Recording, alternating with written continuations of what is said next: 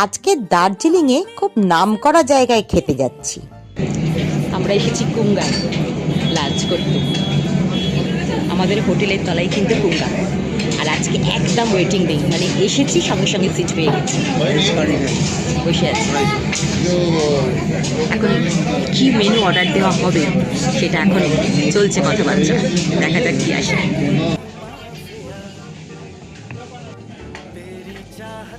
আমরা আজকে 3 রকম জিনিস অর্ডার করেছিলাম।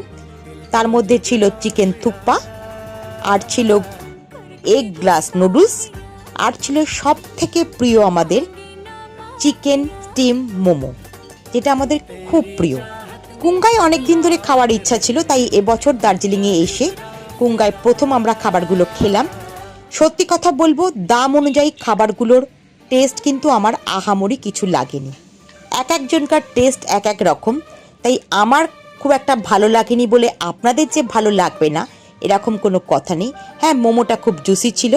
গ্লাস নুডলসটা প্রথম ট্রাই করলাম, তাই আমার খুব একটা ভালো লাগেনি। চিকেন থুপ্পা ঠিকঠাক ছিল।